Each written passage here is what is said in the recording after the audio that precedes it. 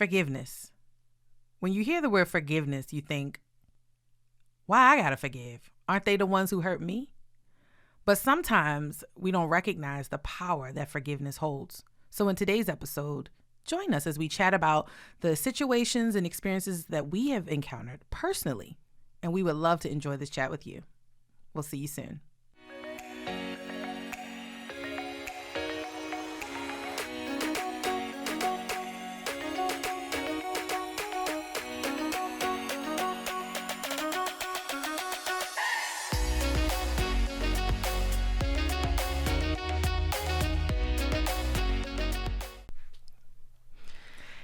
Hey, y'all. Welcome to Truth Talks TV. Yes. I'm telling you, it just seems like these months keep on flying by. Can't believe it's the summer. And It's hot. Man. I'd tell you one thing, though. One thing that's hot is this topic that we about to talk about. You read about that? Like, it was tough. Like, this whole word forgiveness, it's almost taboo. Because people don't want to deal with things. People don't want to talk about things that are necessary. And I was thinking about it, and I was thinking about how Jesus told the disciples, they asked, how many times are we supposed to forgive? Wow. Yeah. And that man said 70 times a day. So if you do the math, I was gonna say, I'll pull out my calculator. Forgiveness. That's a whole lot of forgiveness. I'm like, why would Jesus tell them 70 times a day? Like, you know what I mean? So real quick, I'm sorry. I had to check another translation to make sure they translated it correctly. Okay. Then I went back to the Greek. It's a lot of translations. All the translations were the same. They all the same. It's 70 times 70. Like, maybe they made a mistake. And so what got me, I'm like, okay, so Jesus, he having a discussion with the disciples, and he must have knew that forgiveness will be necessary, like every second, every minute, every hour, every month, like, because we know people be peopling. Them disciples be discipling, them Peters be petering, them people be peopling. So sidebar, check that out in the Keishanary. Peopling in oh yes, the Keishanary. Peopling in that's a lot of them. It's a whole lot. I'm sure y'all have gotten a lot throughout the months, these episodes. I hope you're taking notes. Get that Keishanary when it come out. Boom. Coming out. So, back to forgiveness. That's in there. That's newly added. And I'm learning. I think you learn to forgive like daily. Yeah. Like it's a daily thing. It's an hourly thing. It's even by second because people be doing stuff. Yeah. You know, and it's not just people. You know, sometimes it's people reacting to what you may have done to them. Oh, that's so good. Yeah. So that's so good. So today, I think it's necessary to talk about our personal experiences with forgiveness. And we know that this is something that we do all day. We should be doing all day. Yeah. And people won't always do things. And I'm not saying that from a negative standpoint, because it can be intentional. It can be unintentional, accidental, and inadvertent. But at the end of the day, you're going to need to forgive. Absolutely. I totally agree with you. Just to give you a little bit of a background on me, I tended to grow up just kind of thinking like you had to be perfect. And it was almost like this stipulation where you cannot make a mistake. So it was hard for me, and as it relates to my personal experiences with forgiveness, I took my experiences from how I felt and how I perceived. Now, in no way, shape, or form am I saying my parents or grandparents or cousins or aunts or uncles, I'm not saying that they forced me to be perfect, but I almost felt like this compulsion. I cannot make a mistake because they won't love me if I make a mistake. So therefore, my early understanding of forgiveness was, well, if you just do everything right, you won't have to forgive anybody, you know? So I kind of felt like if I just do things right, I won't need forgiveness. And I'm not saying it from an arrogant way, but from a standpoint of if I just do my best, yes, I won't have to put the burden of them having to forgive me. Right. And that sounds like a protective measure too. And that's where my heart was, more from that standpoint. So taking that concept, it shaped how I was able to my perspective on forgiveness for others. So it was kind of like if I felt like if I'm putting in the work to try to be right so that you don't have that burden of forgiving me, then why aren't you doing the same? So that's kind of how it twisted in a sense for me. So it's like, if I'm trying to be the best, not saying I am the best, but because I want to, like you said, protect you from having that burden, why can't you do the same for me? And so that caused a lot of bitterness for me early on, because I'm like, why am I always forgiven? Right. Now I want to do something bad to mess up. So that now you got to forgive me, you know, because I looked at it as forgiveness was punishment. Right. Almost like a burden that someone had to endure. Because when you think of forgiveness from what Jesus had to deal with, he didn't do a single thing. Right. But he loved us so much that he sacrificed his life on the cross for us. And so that's why he's like, look what I did for you. Mm-hmm. Like, you now have to model yourselves likewise to forgive others, just as I've forgiven you. And so I was like, whew, all right, Lord, all right, I'm gonna start cutting up now because they're gonna have to forgive me. You know? And people so that's what I was thinking as a kid. You know, I really was. Wow, as a kid, like, how young were you thinking like that? Well, it was around middle schoolish. I was kind of a deep thinker, always have been a deep thinker. But, you know, I really processed those things. And I won't say that my life was calculated, but certain things I was kind of like, all right, you know what? They got on my nerves today, so I'm not going to be as on point with this person. So if they have the burden of forgiving me, oh, well. But so those I was love. On that get back. It was kind of a get back. I know y'all gonna think different of me now. Patty boots. Patty boots. On her patty stiletto. But I understand because, like, you know, we live in a society of revenge. Like, everybody wants to get you back. Yep. Everybody want to do tit for tat. You know, everybody want to get theirs. You know, so we definitely live in that day and time where if you don't feel like you're getting what we call recompense in the church, people shout off that word. Recompense. But if we feel like we're not being repaid or we have to forgive, like, it's something in us that I feel like it's an urgency or a need for revenge versus forgiving. But it's not easy to just be like, oh yeah, I forgive you. Like, I know that you hurt my feelings. I know you ain't show up for me, or whatever the case is. It's not easy to say that because at the end of the day, we want revenge. Wow. Instinctively I do, because by nature, you know, we talking about being born in sin and shaped in iniquity, that is a sinful response. Revenge. Yeah. I want to pay you back. But you know what I also noticed? That forgiveness requires sacrifice. Sacrificing your pride, your feelings, your she the one that did it, he did it. Sacrifice all of that, because it's not about who did what they did. At the end of the day, it's about, will this truly bring them closer to Christ? Will it bring you closer to Christ? What is the end result? We're thinking of short-term payback. But the long-term is my simple act of forgiveness can truly open the door for them to learn to connect with Christ, because they're going to see the love of Christ through me. Right. So it's not even about me or my situation. It's about, is this going to bring them closer to Christ? Is this shaping and molding me to be closer, or to be more conformed into the image of Christ? Right. And so that's, I think, when we have that long-term thought pattern and goal, that's what makes a difference. And I know for me, that's helpful, because if I don't think like that, I'm going to be hot. I'm going to be really mad. Yeah. I'm going to want to get back. And even keeping in mind that when Jesus was on the cross, he said, forgive them for they know not what they do. Oof. So even keeping the mindset of, we may not even, these people or the person or the offender may not even realize you're offending me. Empathy. Yeah. Yep. So it all goes back to dying daily.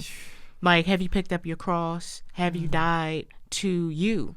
You know, because if you did, and I'm speaking from a spiritual sense, if you're dead, if you're truly dead to your flesh, dead to the flesh, then you don't feel anything.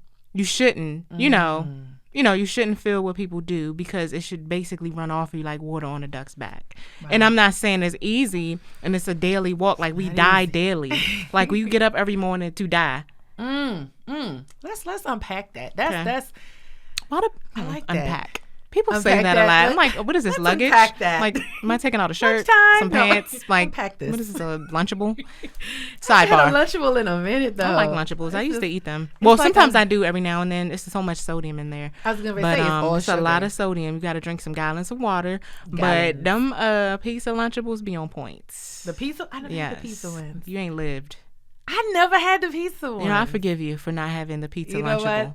You missed out on life. Thank you for forgiving me. I'm just letting you know. You're welcome. See, we forgiving each other on the show. We've been an example, okay? So, okay. You said unpack. Okay, so unpack it. Unpack it. So, as it relates to, I don't even know what I'm unpacking. Is it Dying Daily? Yes. What did I say? Okay. Good. Yes, Cool, that's cool, what you cool. wanted to unpack out Yes. of the suitcase. Because I got so The imaginary I suitcase. got so enamored with the descriptive of the suitcase and the luggage, and I'm like, and I'm thinking about Lunchables and Yes. hungry. You know, I'm always hungry when we always talking to the people. Unpack. I'm always ready to eat. Focus. Anyway, Unpack. Focus. Okay. Boom. Focus. Okay. So as it relates to dying daily and unpacking that, it's an interesting concept. I like how you said you wake up to die. Yes. Like I get up because I'm on a mission. I'm going somewhere. But in order for me to go somewhere, I have to literally die. Yes. So it's like, what can I kill today, Yes. Lord? What shall I keep like dead? Yes. Because some stuff be trying to come back. Mm-hmm. Yep. And so I just wanted to unpack that to really explore when we talk about dying. Mm-hmm. My thoughts that aren't like you, Lord. Mm-hmm. My feelings towards somebody. Mm-hmm. And I think that's why the Lord was saying, don't go to bed, with that anger still up in you. Because when you wake up, it ain't like a headache. Well, headaches be coming back too. But some things you think, I'm going to just sleep it off. Right. Nah, you wake up and you still mad. Right. You just rested Yes. and mad. Yes. So it's you like. slept in that. You slept slept on it. And then them dreams Like people- could Yeah. Yeah, them dreams could take shape because of that. Because now it's in your heart, and now it's all going through your brain. I don't want to be going to sleep with stuff and bitterness and anger in my heart. Right. I And don't that's wanna do that. scary for me because wanna at do the end that. of the day, you don't know when you're going to be called home. And you went to bed, you died in that. Like you died in anger, you died in whatever, unforgiveness, and what's going to happen on, like, what are you going to say when it's your time to be judged, when you didn't forgive? And again, I'm not saying it's easy. Like, you just don't wake up like, just want to go forgive some people today. It's not like that. It really is a process. But when you learn the spiritual concept of dying daily, dying to your flesh, dying to you, like your needs, your wants, because life is not about you. Like that's number one. It's not about us. It's not about me. It's not about you. Yeah. It's about the people out there that we're supposed to impact, our family members, our community. And at the end of the day, people watching us. You don't even know who's actually watching, but people are watching. They're watching your lifestyle. They are. They're watching how you are. And you don't even have to announce that, oh, I'm a Christian, oh, I'm saved, oh, I'm this. Your life should be your voice. How you live, how you forgive, how you handle people, how you treat people should be the voice for you. Like your when you enter a room, if people don't know you or people have encountered you, who you are should have spoken for you already. That's so good. You do not have to like, oh, I'm Minister so and so. Like people so title struck, but you can't even forgive. Come on. Whew. Okay, you about to take me out. Cut. It's like no. You ready to but go? This is good though. I'm about to end the episode. No, but that's can't. so good though, because it's like, oh my gosh, we so focused on gifts and this one can prophesy, this can that one sing, can this speak. can do that. And that's okay. But my God, if your character doesn't match your spiritual capacity, what are we really saying? What are we really communicating? Nothing. I would rather somebody who has the heart of God, the love of God, but couldn't prophesy a thing. I would rather connect with somebody who can love and forgive and to show kindness to people, because that's what really truly saves and brings people into the understanding and the knowledge of Christ. And I'm not saying the other giftings don't, because those things can bring them, but it ain't gonna keep them. Yes, you didn't see this miracle, that oh, that's great, but now you treating me like I'm just horribly. Yes. Why would I want to be part of something that just got all this ooh, wow, ooh, boom, bah? It's just a show. And it's like a show, and that's what they're going to think. Yep. But it's the character that sustains. The character. And that's why he said we must be conformed into the image of Christ. Yes. Not do all these miracles. Now, he did send the apostles out with power, but it's the character that he's concerned with, the fruit. Right. And Paul says that, Paul says that it means nothing. Like all of this goes back to love. If you can't forgive, you do not know how to love. And you do not have the fruit of the Spirit. Fruit. Galatians 5:22 and 3. All of them. All of them. Ain't picking and again, it's a daily walk. Like it's a daily thing. So we're supposed to be talking about our personal experiences with forgiveness. And I think it's fair to be candid, to be transparent. You don't have to give the nitty gritty and the give me the nitty gritty. Well, what you been through? No. Some things. We done been through some things. So I would say that when I think of forgiveness, it's been so many experiences from watching my parents get mistreated in the church, that's a whole nother thing right there. And like when you watch someone you love or you care about being mistreated or their gift being mishandled, you take that thing on and you kind of feel how you feel about the person too, and you weren't even directly impacted. You're like a casualty of the war, So I remember growing up watching my mom, who is a powerful prophetic voice. Yes. Like that lady be singing, she be prophesying. Come on. And a lot of the ministries that she was a part of, because God showed her things about leadership that were true and accurate, they didn't want to receive her. So we basically, my sister and I, grew up watching our parents ridiculed and ostracized because of the authentic word of the Lord. Isn't that something? So God we had to speaking forgive and it. People don't want to receive They it, don't so want they to come after receive the it. vessel. They don't want to receive it. So, that, growing up watching that, and also I would say as of recent, the last few years, everyone pretty much knows by now that I lost my dad. And wow, it's August. It will be 4 years. Wow. And it seems like forever, for real. And sometimes it seems like just yesterday. But, I'm getting better. I'm healing. But I would say that thinking about that whole situation, that whole experience probably was the time that I really had to forgive.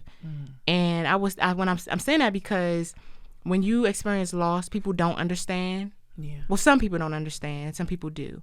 But the people that you think would be there, and this is not just grief. This is just most situations, like those that you thought would be there for you, they weren't. Wow. So it really was difficult for me to forgive, and I still think about it. It doesn't affect me as much, but sometimes you do think about, wow, I can't believe that you were not there in the most horrible moment, of my life. Or people just say things like, and they think that, and I don't think they mean harm, because they know not what they do, or they just think that this is appropriate in this moment. So, they may say like things that are cliche, that's like borderline offensive. You'll get over it. It'll be okay. And it's like, God's working things all out for your good. It's like, okay. Yes. And I also grief or just loss in general, it will unearth and bring out some things in you that you didn't know were there. So it's a good thing. It's sad that you experienced a loss, whatever the loss may be, because it's not just a family member, friend, or death, or whatever, a job, but it will pull out some things and show you and things that you need to work on. And I really realized that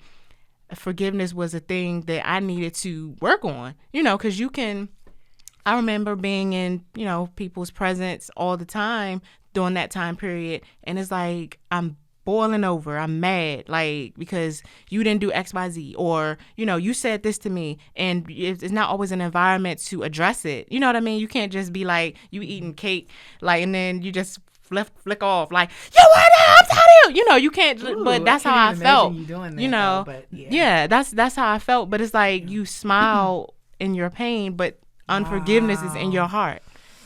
And so that process really taught me that, you can't just overlook how you feel. You need to be direct and let people know that what they may have done or didn't do, how it affected you.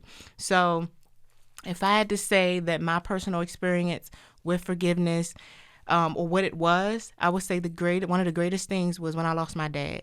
And even family members, they are interesting. Like, you really see people's true colors. You see who care. Like, I would say that the people that you least expect will show up, and the people who you least expect won't show up, if that makes sense. Yeah, it actually does. Yeah. It actually does. And it's funny you say that, because I first and foremost, I want to say thank you for sharing that, because no, I don't usually cry. No, yeah, I do always cry.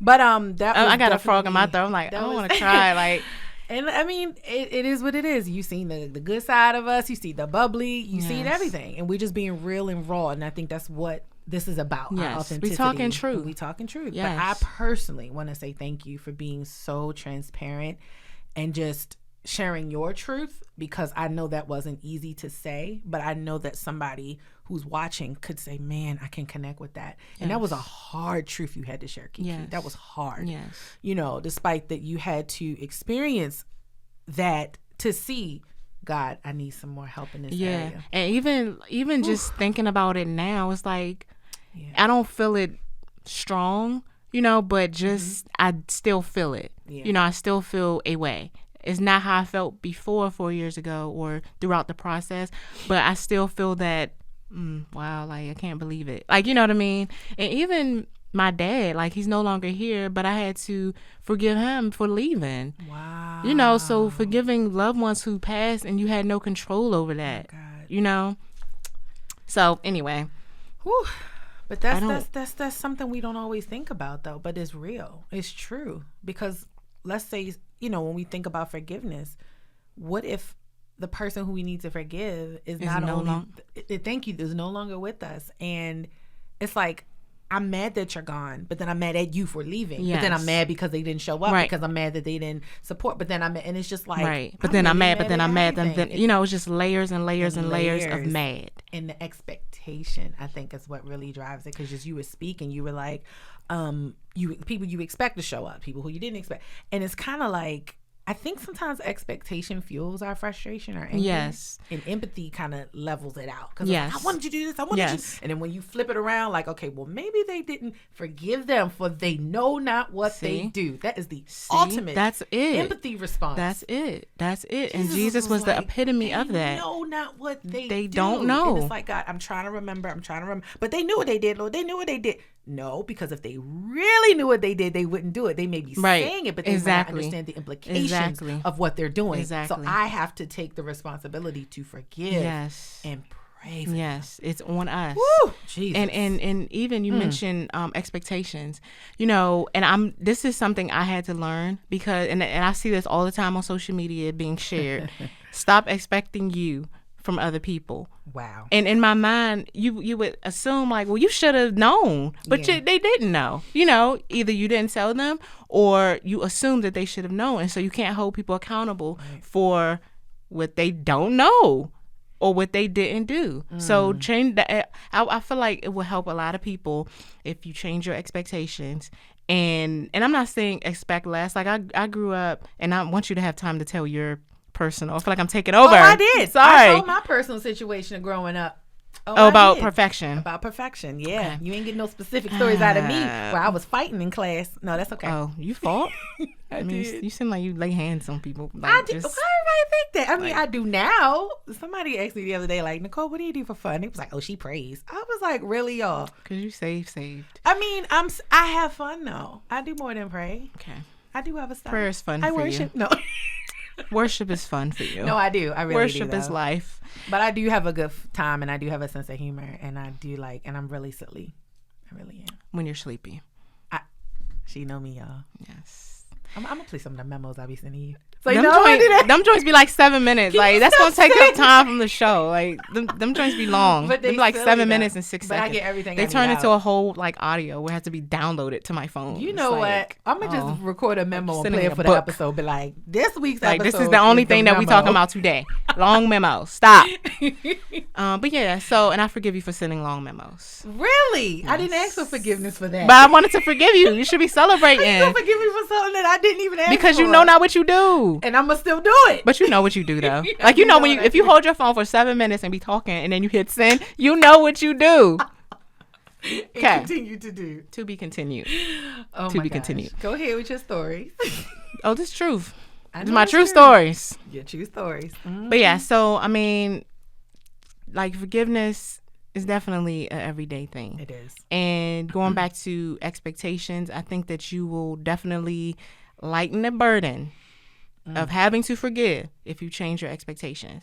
And one of the things like I have so many stories about forgiveness, especially growing up. But like me and my sister would have conversations about expectations and how if you don't expect nothing from nobody, then they can't hurt you. Sure. Like if I automatically be like, oh, you're probably not gonna come anyway, and which is the wrong spirit. That's being negative. Like that's creating negative vibes, energy, like just a whole negative surrounding. Or seeding into the atmosphere negativity. So, but sometimes it's true. I just feel like in a healthy way, set expectations and be clear about what you expect. Because at the end of the day, if you have or made clear what your expectations are, then maybe forgiveness wouldn't be necessary, or it'd be easier to forgive once you learn a person. And that's another thing too, learning people. Learning their role, learning what you can get from them, what you can't get from them. This sounds like hard work. I just want to go home and stay in my room. I ain't got to And forget then nobody. that's isolation. You don't want to isolate. I know, but you make it hard. I'm like, what if I go to the gas station and somebody spill gas on me? I got to forget them jokers? Wait, that's... I got to go through this gas. whole... So somebody just gonna walk over, I'm just saying, grab a pump, and be like, and they're gonna lose money. So no, gas like 50 cents a teaspoon. So no, I guess they're not gonna do that now. But yeah, it just, I don't know. It is hard work. It is, but Bible says count up the cost. You know, to follow Christ, it requires something. It is expensive. And I know that we're just touching the surface on what we're going to continue to unpack. So like it's a shirt. Like we about to go to Southwest Airlines. Unpack and stow away your bags. Unpack. But I just want to say thank you all for I'm getting tongue twisted. Thank you all for joining us and for being a part of us as we continue. You almost said unpack. You was trying not to say unpack. Stop saying unpack. I'll stop. I'm trying to go on vacation. You don't have to stop. You don't have to stop. That's your word. You. Forgive me for saying that. Forgive me for judging your word unpack. Oh, you were judging. See, I didn't even know that. Because it's random. Like I hear a lot of people saying it, and it's like, so now I'm what are we unpacking? I'll forgive you. Like we'll discuss this after the show. Yes. So this has been another episode of Truth Talks TV, and we talking about forgiveness. Mm-hmm. And I think what I was trying to say before I was thinking of saying the word unpack was we are just starting the conversation on forgiveness, and we look forward to you joining us in subsequent episodes as we continue our dialogue on forgiveness. Yes. And that's Truth Talks TV. Yes. Don't forget to like, comment, and share. Share. Somebody needs to hear this. Yeah. Comment. Ask questions. Whatever you have. Whatever you want to say. As long as it's nice. We'll unpack it. Nice. We'll unpack it. Thank you for joining us. Next week. Thank you for joining us.